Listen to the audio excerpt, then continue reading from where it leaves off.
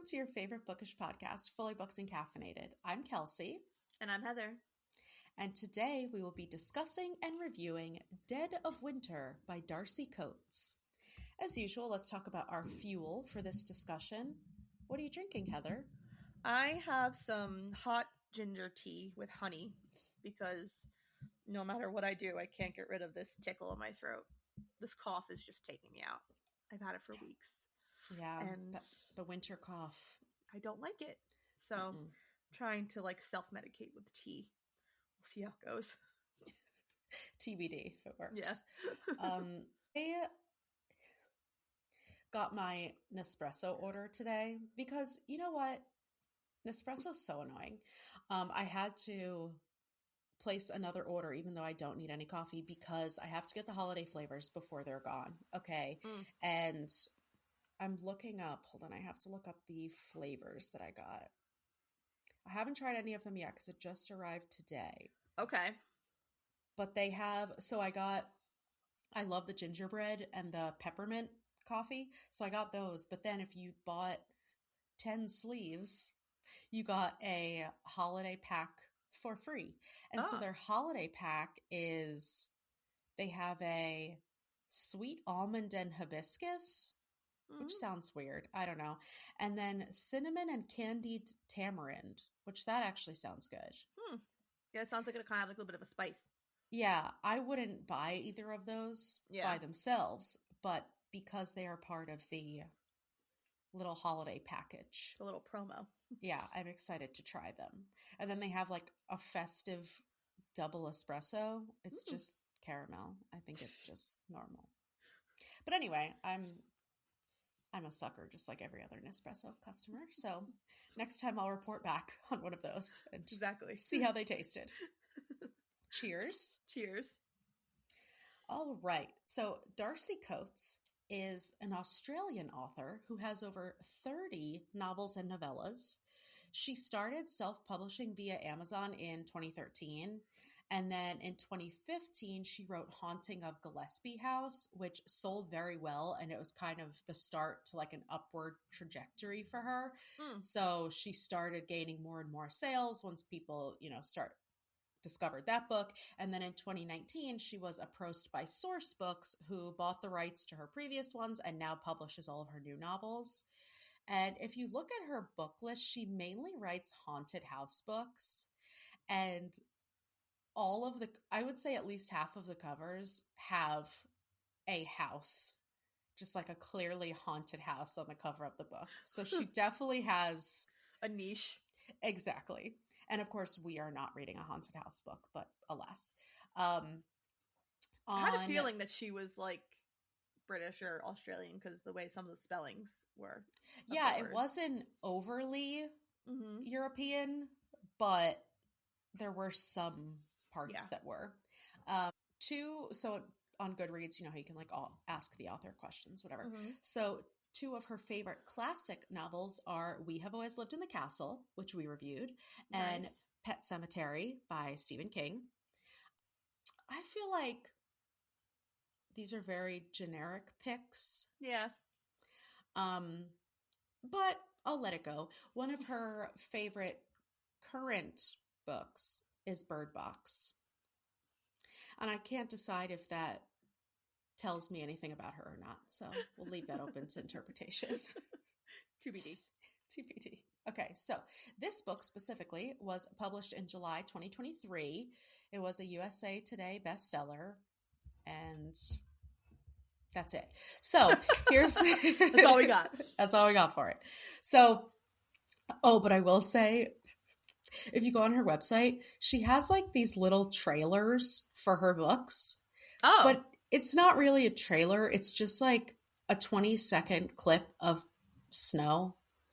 And then like the words are coming across it like 10 strangers secluded in a cabin, And it's like, okay, I see what she's going for there. Anyway, so let's start with the story graph. Who's it for, as per usual. This book is for readers who crave breakneck horror built around primal isolation and the terror of being hunted in a frozen nowhere. It's perfect if you want relentless pacing, minimal backstory, icy claustrophobia, and a body count mystery that favors suspense over gore. Oh my god. They didn't have to come for her like that. No. Minimal Also, backstory. Minimal backstory and breakneck horror. That's a pun, if I ever heard one. So, once again, a word salad that is appropriate. Yes. Storygraph keeps hitting, okay? All right, so here's the real book summary. When Krista joins a tour group heading deep into the snowy expanse of the Rocky Mountains, she's hopeful this will be her chance to put the ghosts of her past to rest. But when a bitterly cold snowstorm sweeps the region, the small group is forced to take shelter in an abandoned hunting cabin.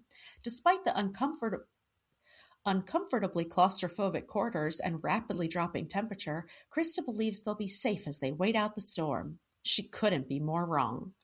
Deep in the night, their tour guide goes missing, only to be discovered the following morning, his severed head impaled on a tree outside the cabin.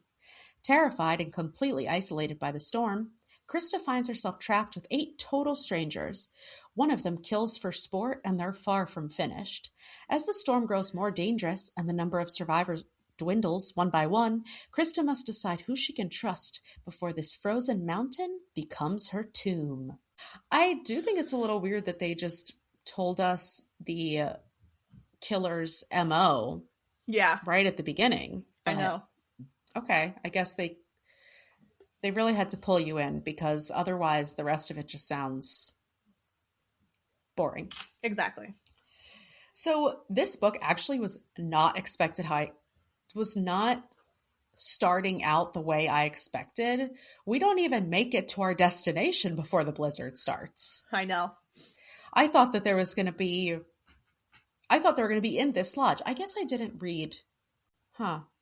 Guess I didn't read the summary because it would have told me. But anyway, besides the point, I try to go into these books that we read for the podcast blind. But I feel like sometimes it's like, for what purpose? So anyway, Krista and her boyfriend Kiernan are on a vacation for 2 weeks up in the mountains with a tour guide. Why is there a tour guide for a lodge vacation? Also, not my idea of like a 2-week vacation in the snowy mountains. Sounds absolutely horrible. Yeah, not for me. 2 weeks of PTO to be in the snow. And the only thing there is to do is like hike through the snowy woods. Yeah. Because they're like, oh, there's no fishing. They can't be like going up and down the mountain. Mm-hmm. I don't know. Is there a spa? I don't think so. No, there's no spa in this lodge. Anyway, so on the way to the lodge, they have to get out of the bus to chop down a tree that's blocking the road. And this is a red flag already. I would have gone home immediately. And the tour guide is like, okay, we have to get out and chop down this tree. No problem. But like, it'll be a lot faster if I have volunteers. Who's coming with me? And like, I'm not chopping down a tree on my vacation. No, thank you. So while they're outside of the bus getting rid of the tree, an insane blizzard starts, and Kiernan and Krista can't find their way back to the group, and eventually they get separated when Krista basically falls down the side of a mountain. Yeah. And at that point, she is rescued by the others, and they help her get to safety. So the group takes refuge in a tiny cabin, and the next morning, they find the tour guide's head mounted in a tree, speared on a tree branch. Very, like, graphically, by the way. Yeah, the tree is, like, protruding, like, through his neck and comes out of his mouth hole. Mm-hmm. And then there's just, like, icicles falling from it. And there's some other random things that happen that just never come up again, like the lantern that's completely shattered. I'm assuming it was the person who is the murderer did it. Yeah, but, like, why? Anyway. Mayhem. Yeah, so that he couldn't find his way back because they did that so that he could... Anyway, okay. Spoilers already. Anyway, so initial guess, as you started reading, who did you think the killer was going to be? did you have any ideas? I thought it wasn't going to be anyone from the cabin. I thought it was just like some like crazy person that lives in the woods, and that they were like in their cabin and he was pissed. Mm-hmm. I initially thought Hutch because I could see this book being problematic. And he was like tattoos, piercings. Mm-hmm. He was Asian. But then I started to think Simone because she was such a big character. Yeah, Simone definitely started to come on my radar. I think she would have been my next guess. I never thought it was Denny. No, me either. I think also because Simone, initially we get this image that she's this like ex-army, like very kind of cold and offstandish. Yeah, and also very regimented and like comfortable taking charge. But we come to find out later that she actually has a complicated history with the army, and it's you know, it's not what it originally appeared. So next, they find a row of bloody human teeth on the windowsill, 31 to be exact, and Krista freaks out because Kiernan only had 31 teeth. And he was missing a premolar. Craziness. This made me roll my eyes so hard. You've been dating this man for 4 months. 4 months. There's no way you know his dental history. And she's like, the little empty spot where I would run my tongue when we were kissing. Yeah. How are you kissing? Am I doing it wrong? Why are you running your tongue over his teeth? You're like cleaning out his mouth with your tongue. That's fucking weird. I think I've been kissing wrong my whole life. No, I think you're fine. Okay, great. Yeah, so, you know, very specific, because how would you even know if it was a premolar when it's been ripped? Never mind. We're not even going to get into it. Okay. She just like counts the teeth and automatically assumes it's Kiernan. And like maybe one of the teeth just fell off. Maybe one of them just got lost coming from someone's mouth and then arriving to the windowsill. But no. There's 31, which means it has to be Kiernan. Exactly. And Krista's obviously freaking out because she knows, she doesn't know what's going on with Kiernan. Like the last she saw him, they were being separated in the middle of a blizzard, and everyone is like, he's definitely dead because you don't survive overnight outside in this blizzard. But she somehow did. Exactly. But she doesn't see his body or see what happened to him. So she's like, I have to keep up hope that he's still alive, which is understandable. But now she's like, oh my God, his teeth are here. But we haven't found his head and no one else's teeth. So anyway, on this tour, there's 11 total people. So Kiernan and Krista, and then there's Brian, who was the tour guide and the first confirmed death. He also lied about calling for help. Yeah. Which is like never revisited, but I guess he was trying to get them not to panic so that he could figure out what to do. And Simone, who we mentioned already, she takes the position of being in charge. She's ex-army. She's very, like you said, standoffish. Hutch is a DJ, but he has like piercings and tattoos. And so some of the older men are just making annoying comments to him because he has piercings. Denny is a very jacked mechanic. And Grayson is Denny's son, who is giving emo vibes. He has like long, greasy hair. Dislikes his dad. Yeah, like they clearly do not get along. But Denny is the type of dad who doesn't share feelings. Alexis is a quiet young girl who's kind of shy, and she spends most time writing in her journal. And initially they don't know anything about her. Minnie, is that Minnie? It's Minnie. Mimi. Okay, maybe Mimi. Mimi? Or Mimi. Mimi, probably, actually. Probably Mimi. Okay, so Mimi is this sweet older lady who we don't get to know very well. But Steve is Mimi's husband, who is definitely an asshole. Yes. And last but not least is Blake, who is a retired 911 dispatcher. And if you take a drink every time she mentions this, you will die. So true, though. It's her entire personality. And she also sucks. Massively. So Mimi is next, unfortunately. She is beheaded and strung up on the tree. Then Grayson, who is found in a more elaborate way. Yeah, they just keep getting more and more creative. Yeah, he's found behind the lodge and he's hung upside down by his feet. And the reason they discover him is because they hear this thumping against the wall. And then they find out that it's Grayson's body thumping against the wall. I liked that part. Yeah, it's definitely giving slasher horror movie. Like everyone is just like, oh, there's a branch. And then they're like, wait a minute, that's too big to be a branch. And then they come out and find him also beheaded, but hanging upside down. Yes.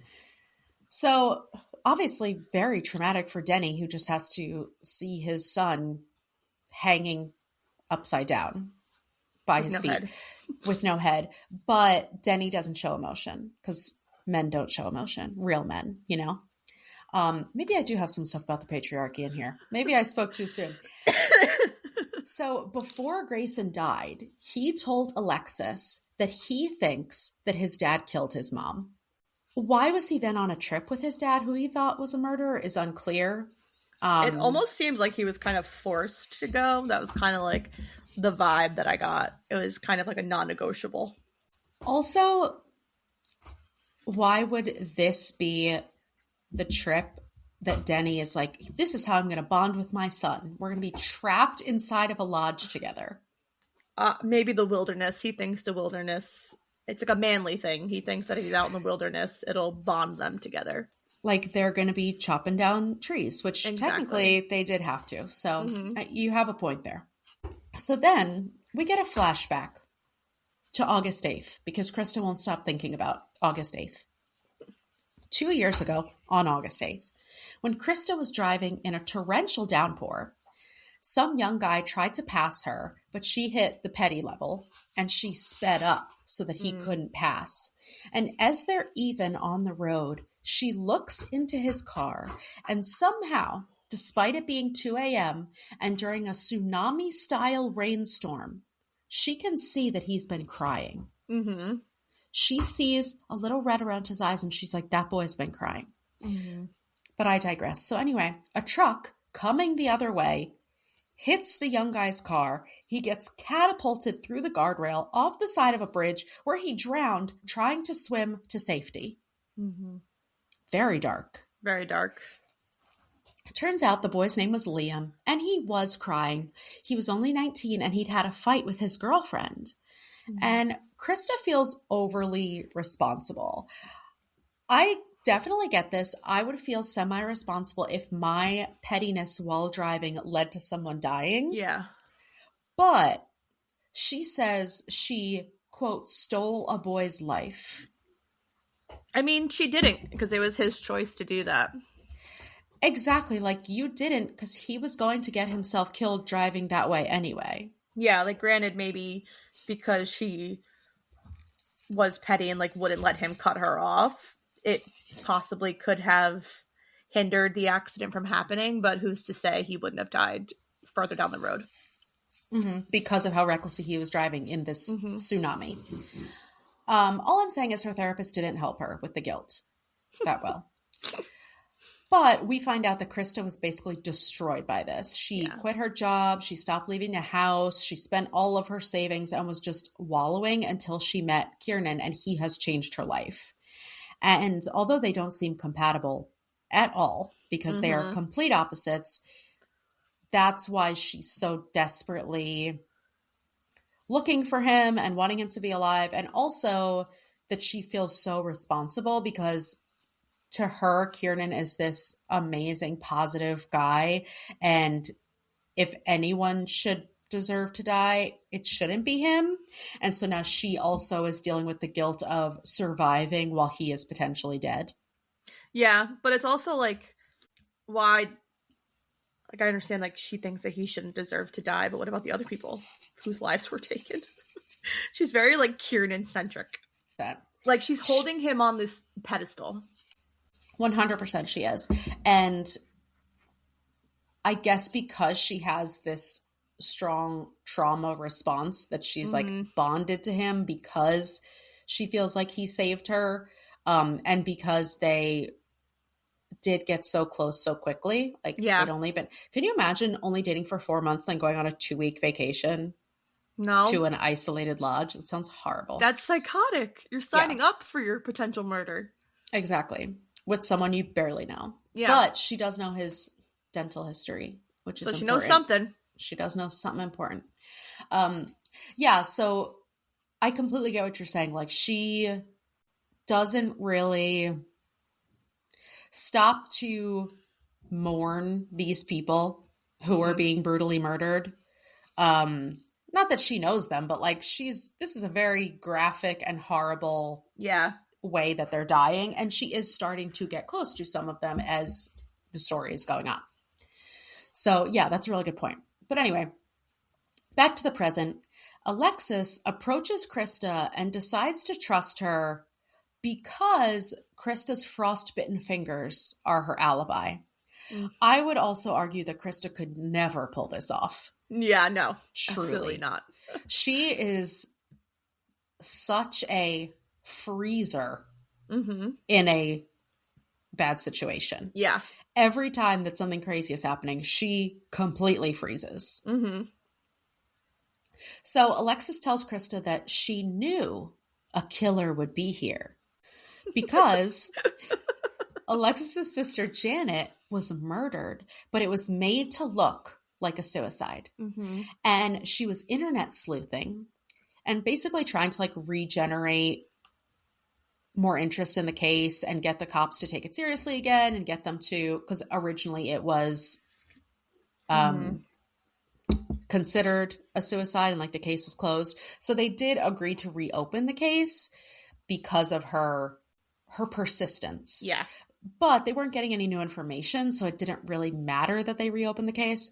So she's just like trying her best. She gets really obsessed with this, which, you know, we know how that works with the internet sleuthing. And then at some point she receives a card in the mail with a ticket for an all expenses paid vacation to this tour and a handwritten note that said, "You were right. I killed her. Let's meet." And she's like, perfect. I'll be there. See you in 5.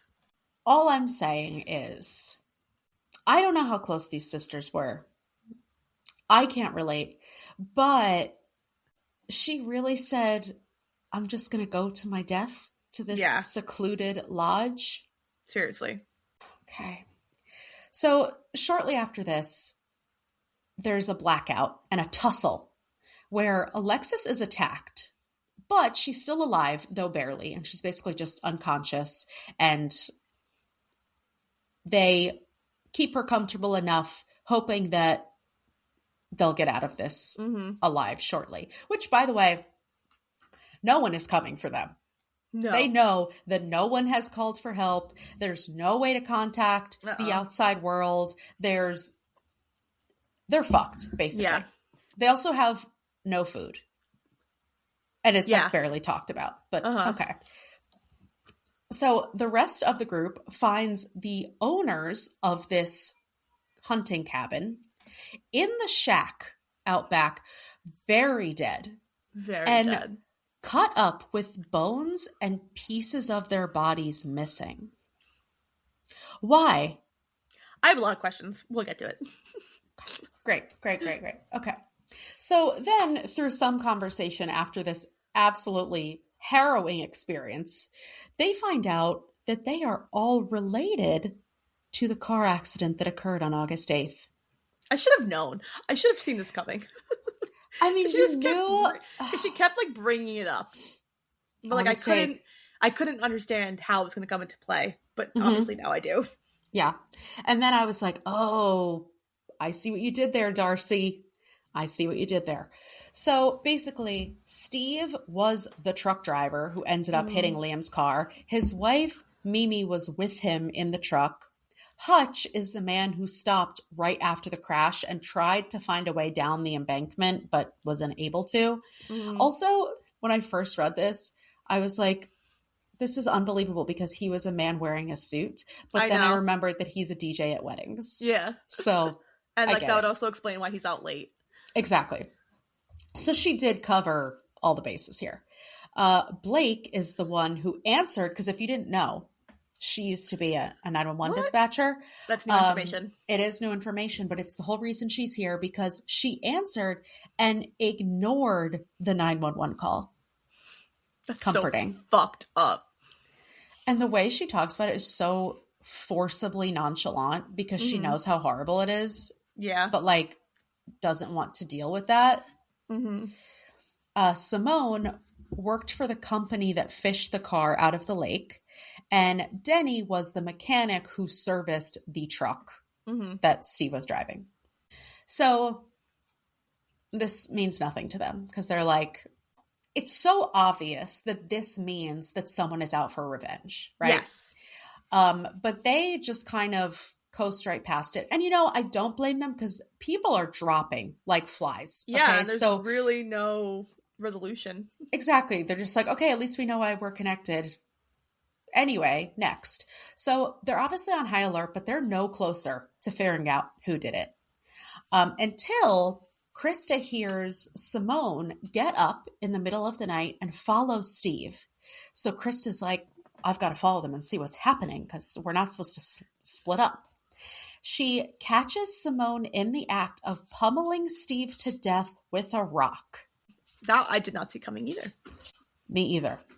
But immediately, there's something wrong with this. Yes, because that's not the MO of the killer.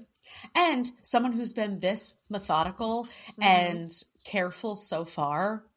So the others tie Simone up and decide that she's the killer, even though it makes no sense at all. But Krista eventually realizes that something isn't right. She has a brain, it just has to dethaw. Also, I do get it. They've not slept, not eaten. I'm not trying to be judgy, but it's hard for me. So, but I'm being judgy. But I am always judgy. So Krista finds Alexis's journal and sees that, first of all, that Alexis was writing entries like documenting everyone's behaviors constantly, but also that she used symbols. It was for like people code. Instead of writing. Yeah, it was in code, even though the code is something that really, before Alexis was attacked, she whispered surgeon to Krista, but she actually meant sturgeon, which of course Krista knows about fish. So she immediately knew that it was sturgeon. Bro, what? I only know what a sturgeon is because of Animal Crossing. Like, I know what a sturgeon is by the name, but I don't know what it looks like. Just looks like any other fish to me. Anyway, and then there was another one. It like wasn't a horse. It was like a pony or something. I don't know. Something just like ridiculously specific. And I'm like, this isn't okay. So when she finds Alexis's journal, she sees that Steve was who she suspected because of sturgeon, because he was wearing a shirt with a sturgeon on it and he wanted to go fishing. Whatever. Yes. We're moving past that. So that's another thing. Her mind isn't really working that well, but it's working well enough for her to connect sturgeon. Yeah. That's a stretch. So she's like, let me just go ask Simone. And when she goes to question Simone, she's been beheaded. Yes. Of course she has. I did kind of like this. Yeah, me too. This was kind of a nice move. And like, it's really ramping up. Like, the pacing throughout this whole book is kind of quick because it only goes over so many days, but there is a lot of dragging in the beginning. Yeah. Once they make the connection, obviously that's when the book takes the turn to like, okay, we have to get to the resolution. The action kind of speeds up a little bit. So she gets back to the cabin and Hutch is barely clinging to life. And Denny comes at her with an axe.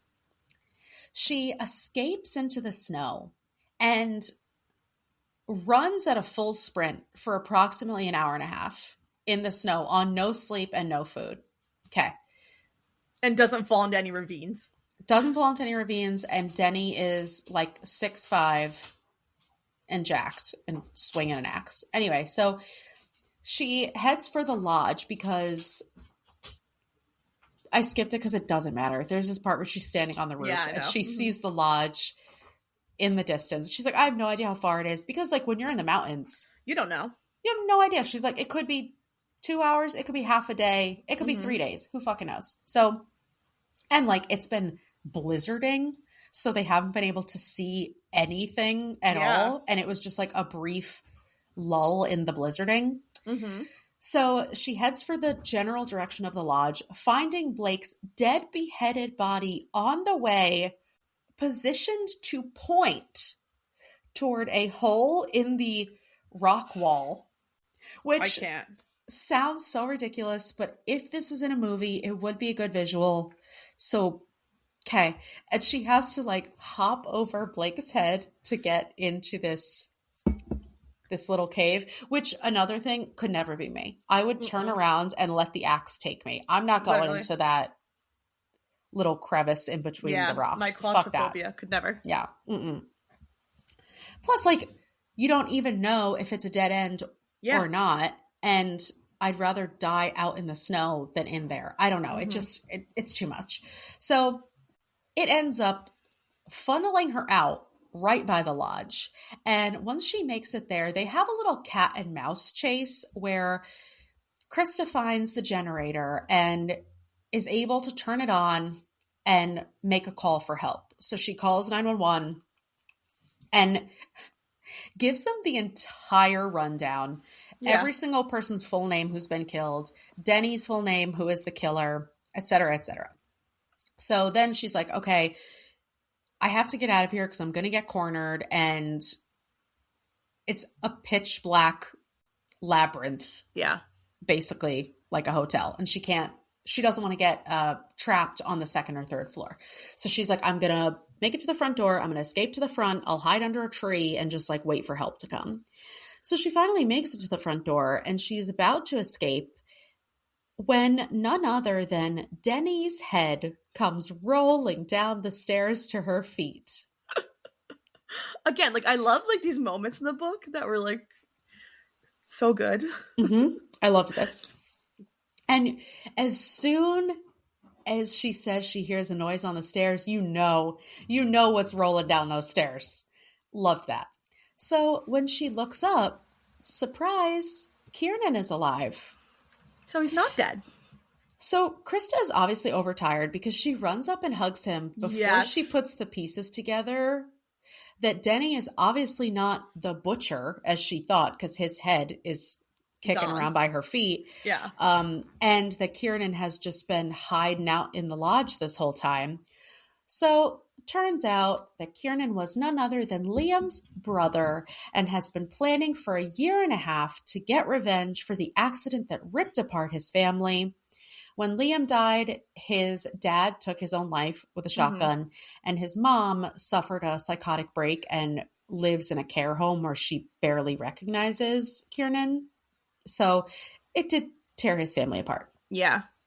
He lays out how the whole plan, like his whole plan from start to finish, how it didn't go perfectly, but how things just kind of fell into place, and how he knew who Krista was all along and played the long game with her.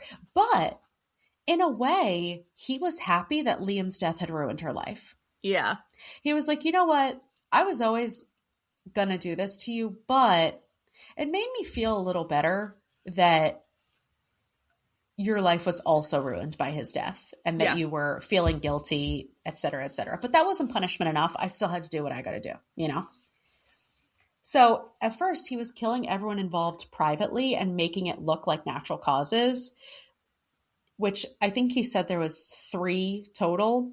And then Alexis's sister's death put a stop to that because Alexis was proving that it was not a suicide. So he's like, okay, how many of these am I going to be able to do before someone catches on? Fair enough.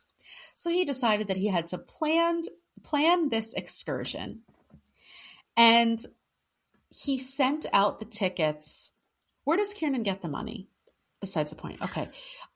He sent out the tickets for this lodge tour under a variety of excuses, like giveaways, an anonymous gift for Blake's retirement, even though she was the worst 911 dispatcher ever. Just various other ways. Because not everyone could get a note saying, "You're right, I killed her, let's meet." You know? Not everyone would fall for that, just Alexis. So at the end of his story, he doesn't really know what to do because he's like, wow, I didn't expect to be able to carry out my whole plan. Like, I didn't expect to live this long. I thought someone would have stopped me. Yeah. I wasn't expecting Krista to still be alive as the final girl. Yeah. So he's just like, he does this absolutely disgusting thing where he tells her if she begs, he'll consider letting her live. And she's like, I'm not above begging, which, like, me either, because I would beg, get him where I want him, and then kill his ass like she did. So she's able to stab him with Alexis's knife, choke him by shoving her frost-bitten fingers down his throat, and then slice his throat to smithereens just in time for the helicopter to arrive and rescue her. Let's discuss. So we need to talk about these connections to Liam's death. Simone worked for the company who pulled the car out of the water. He was already out of the car and trying to swim to safety. This wouldn't have saved him. How is she at fault for his death? Oh, I don't know. Like, it's a stretch, you know? What about, like, the judge, maybe? Or the insurance person who decided that no one was at fault? Yeah. Maybe those people would be more accurate. I just felt like we could have had a better connection with some of these people, you know? Yeah. So what did you think of Kiernan being the killer? I mean, honestly, I thought it was a pretty fun twist, but I just had a lot of questions because it obviously happened so quickly at the end, and it was not, we only got like a few pages of his whole speech of why he did what he did. But, like, why was he beheading people? Like, that was so vicious. How he killed the owners of the cabin was so vicious. Like, he clearly had killer instincts in his body because the murders that he was carrying out were methodical and, done viciously on purpose. It's like, I want to know why his choice was beheading. And hanging their heads up in this tree. Yeah. How did he do that? How did he get up in this tree and put their heads up there? Obviously, they tell us early on that he grew up around here, so he knows the terrain or whatever, but that doesn't explain anything else. Where were the missing body parts from the owners of this cabin? Yeah. We have no idea what he did with them. I guess he was just a psychopath and liked carving people up. Like, we don't get any answers. I guess, but, like, it's not really well thought out in that sense, because you can understand, like, he had this, like, revenge plot, but this is, like, revenge plot to the next level. Yes. Okay. So I was fine with him being the killer because it feels very on track with the slasher, like an overreaction to a family trauma or like revenge on steroids, basically. Yeah. But the reason that it lost me is because he admits that so much of this was based on coincidence. And the way that he was such a methodical killer and he had everything done, everything done exactly the way he wanted it, basically with their heads in the trees, with Blake's body pointing, with all of these things. If he was that type of person to plan out the murders like this, he wouldn't have been able to adapt to all of these changes because he didn't even plan for if they didn't make it up to the lodge. Like he was planning, like, oh, I didn't cut down the tree. That just happened to fall, because his plan was they'll go to the lodge and he'll hide out in the cabin. Yeah, he was going to go for a walk at the beginning and then like fall to his death or something. But then Krista fell to hers instead. And then Krista was going to just go to the lodge for her 2-week vacation. I don't know. That didn't really track. I don't know how he was going to disappear for 2 weeks, but it just doesn't make sense that so much of this was based on coincidence. Mm-hmm. And that's where it kind of lost me, because it's like, he does not seem like the kind of person who would be able to adapt because he planned this out so intensely. And we don't really get his plan for what was going to happen if it went to plan, you know? Yeah. So I was okay with the whole revenge plot. I agree. But yeah, we didn't get enough behind it. Which, you know, does happen a lot, like that it's rushed at the end. Mm-hmm. But which is just like unfortunate. Like I would like a little more backstory into like Kieran, but we know minimal backstory. That's minimal backstory. That is what Storygraph told us. Mm-hmm. So we should have known going into it. Mm-hmm. Who was your favorite character? No one. Slim pickings, I know. I guess Krista to a point, just because like I really appreciated her like tenacity. Mm-hmm. And like her drive to really figure out what was going on. I feel like everyone else was kind of like Blake's character felt completely pointless. Hutch's character felt completely pointless. Mm-hmm. You know, I feel like she was the only one that had, aside from like Simone, was her name Angela? Alexis, not even close. Her and like Denny had, maybe even Steve had like more of an arc than anyone else than the other characters. But I mean, everyone was pretty much unlikable. Simone to a point, I feel like it, but then she got like too crazy eyes for me. But yeah. Yeah, I think they should have killed Hutch off earlier because he didn't have that backstory and we didn't get to know him.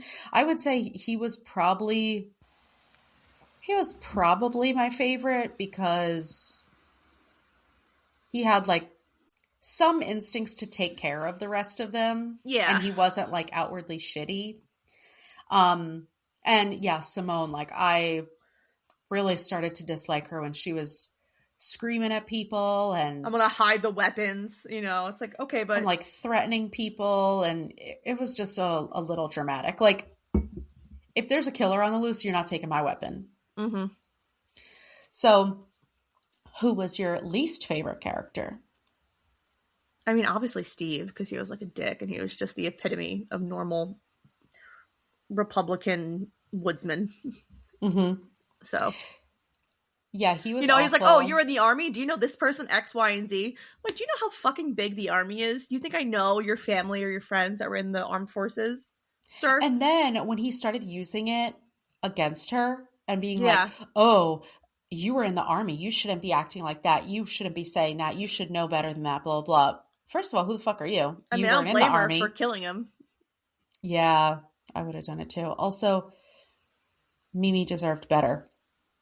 Yeah, which is like kind of like, and like Kieran says that there were kind of like casualties that didn't need to die, like obviously Grayson, the tour guide, and Mimi. Well, I guess like Mimi was kind of a part of it because she was in the car when the accident happened. Mm-hmm. But you know, I'm just kind of like perplexed too because they were so strict on like not going anywhere by yourself after they found this tour guide, and still Mimi still goes outside. Like she doesn't bring Steve. They just keep splitting up. Yeah, and I'm like, this makes no sense. Like, why do you keep splitting up? Stop it. Yeah, I can only imagine how hard it would be to try and get through this with a bunch of strangers. Yeah. In a very small claustrophobic area. And like some people obviously wanting to do their own thing or thinking they know best, or Blake just being such a bitch the whole time. Yeah, I know. And she's like, oh, well, you guys were all freaking out, so I just like stayed here. It's like, yeah, there's a killer and the lights went out and the killer is here. And also, like, how did Kieran get her body from the cabin to the crevice in that amount of time? I have a lot of logistical questions. There's a lot of logisticals because, they made it seem like they're never going to get to the lodge because there's so many things that are unknown about the terrain. Mm-hmm. But she somehow is just like a straight shot to the sprinting through the snow to the lodge without falling or hurting herself whatsoever. Okay. Sure. And like, is she an Olympic athlete? Yeah. She's running on like fumes. She hasn't got any sleep. She has not been eating. She's also like not very healthy because she was out in the cold for an extended period of time. Her hand is slowly dying. Okay. Which, like, yikes. Yeah. Could never be me. God, I hate the cold. So, all right. What did you think of the horror aspect of this book? I mean, I really like some of the murders. Like, I really thought that they were, which is like kind of like is what took me out of the book a little bit because the storyline wasn't matching up to what the grisliness of it was. And like, that's unfortunate because I think if it was a little bit more scary, I would like it more, but it was just kind of, it was word salad in the book and they just kind of, it took forever to get anywhere with any plot. And that was annoying. Mm-hmm. I'm like, I don't know how many times they could talk about the snow before you get bored. We'll get to it. I loved the horror aspect. Like, this was the part I liked the best. I love a slasher. I thought the kills were super creative, but then still had that signature that a good slasher does. And then it's obviously that claustrophobic horror with the snow and the tiny cabins. Yeah. So that part was good. I think you have to have it either or. Like, it could be this completely random, everything is coincidental, and he's just kind of adapting to the change. And then you could have these creative kills that are all different. Mm-hmm. Or you need to have the plan go exactly how he planned it out and have his signature where he cuts everyone's heads off and hangs them from a tree. Yeah. It just didn't track with, like you said, the way the story was going. No, it didn't like mesh well either. Because it's like everyone just kept getting murdered. And I'm like, how are you not keeping track of everybody? Like Krista kept saying, she's like, everyone just keeps like pairing off and leaving. And I'm like, that's a problem. Mm-hmm, mm-hmm. And then I get the whole, like, you have to know who to trust before you confide in them. Yeah. But Alexis is the only one writing anything down and keeping track of everyone's whereabouts and just doesn't speak up. Yeah. And it's not like she spoke up and then got attacked. Like, not really. No. It was just coincidental. Yeah. What'd you think of the writing style? I mean, it wasn't great just because it was so wordy. And it, like I said, just took forever to get anywhere in the book. It was so and repetitive. Clunky. Yeah. And I even said that to you when I first started reading it. Like, it just felt so overwhelming because there's only so many ways you can describe snow and you don't have to invent new ways to describe snow. Like, we get it. It's white and you can't see in front of you. Yeah. The first 50 pages, I was like, oh, this is bad. And then once the action starts, it's a little better. Yeah, but it's once you find out the twist, I was like, oh, okay, now we're rolling. But why did it take so long to get there? Or why wasn't there a little bit more backstory? Yeah, because we could have gotten more of Kiernan's backstory from Krista's point of view. While she's having memories of him or thinking about him or whatever. And then it would have been stuff for him to tie back to himself at the end.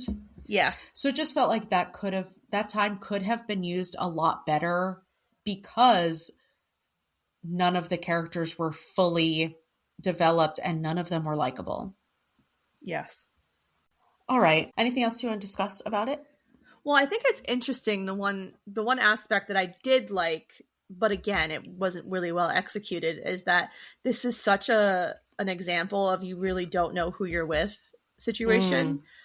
Because he was so able to blind Krista to his nefarious reasoning for even being with her, and she fell for it hook, line, and sinker. So it's he obviously does make the perfect psychopath because he's able to put up this charisma good boy act when in reality he's like a vicious murderer. So I really enjoyed that idea, but again, I just wish it was more well executed. Yeah, I wish that we did get more history of their relationship. Yes. Because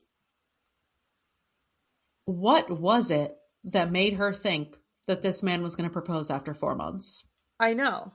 And the way she described it is she's this horrible, pessimistic, grumpy person, and he's just optimistic, always happy, always positive.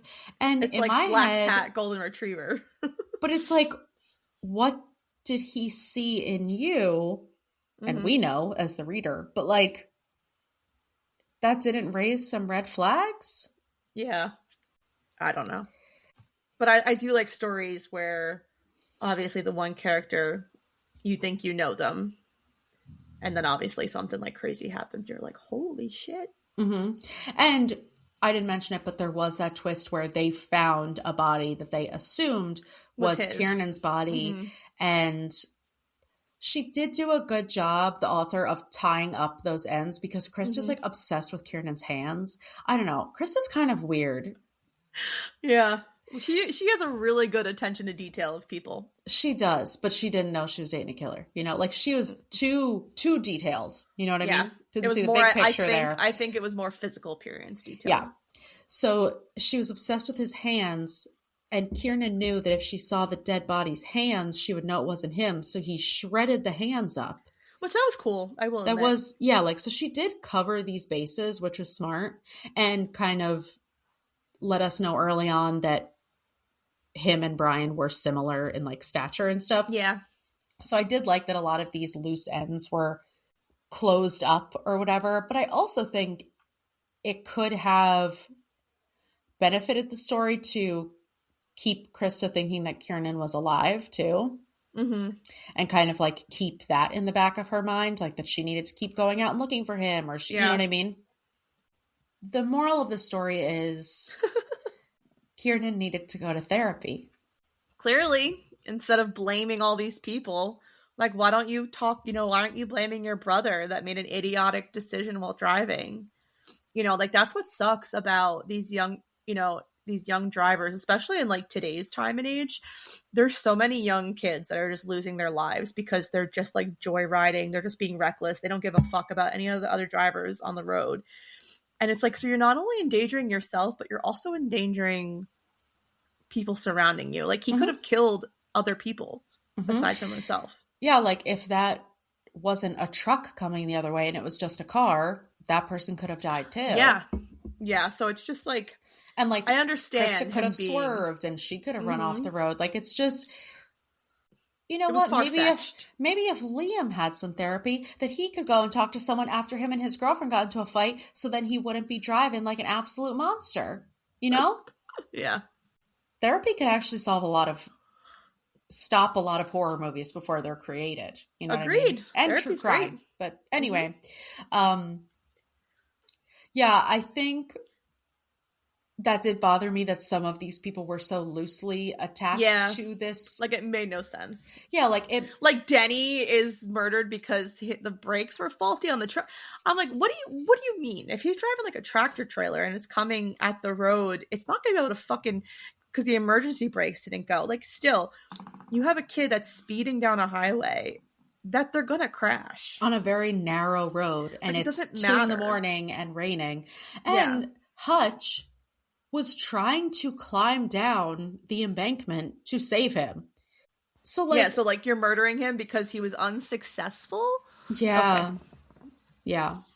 Kiernan had a lot of potential.